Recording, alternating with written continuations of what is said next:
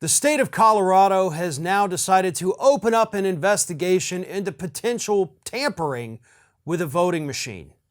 But no, folks, this is not in the same vein as Arizona and their ballot audit.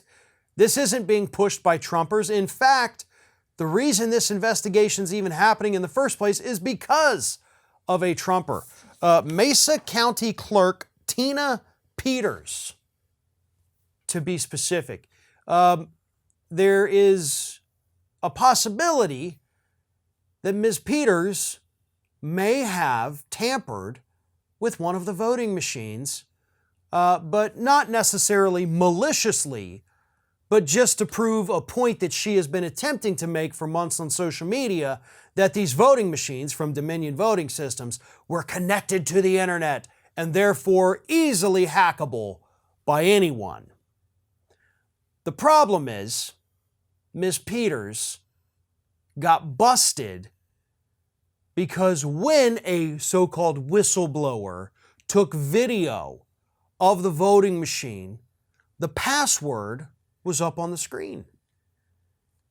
And they knew from the password who gave out that information, and it happened to come from somebody in Peters' orbit, possibly even her, because these passwords were unique.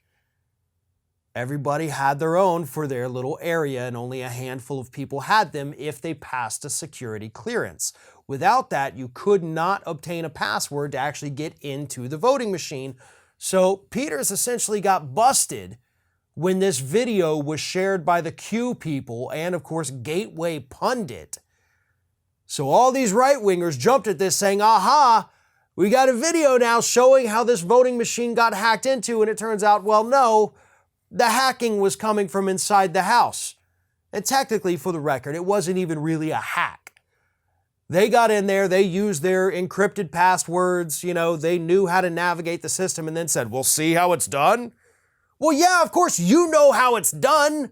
You were trained to know how it's done, you idiots. But unfortunately, all that is too late. The Q folks had already taken it and ran with it as evidence that, look, the machine got hacked. And so now, here it is. Secretary of State Gina Griswold released an order at 10:15 a.m. on Monday, calling on Mesa County Clerk Tina Peters to supply surveillance videos and documents showing how the breach occurred and how security information ended up on a social media post.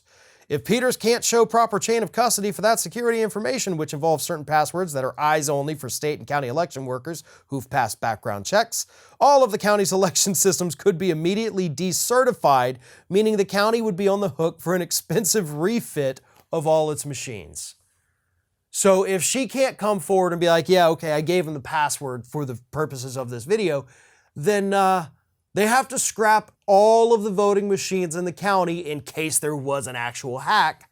And Ms. Peters and her little accomplices, who, again, have been pushing election lies on social media for months now, they just cost the county millions of dollars. It is ironic, isn't it? Most of the voter fraud we've actually seen, most of the actual tampering, is coming from Trump supporters. Maybe it's not ironic at all. Maybe they think that because we do it all the time, the Democrats do it all the time. Not the case, though. The evidence doesn't support that. And so far, all of what we've seen has been coming from inside the MAGA house all along.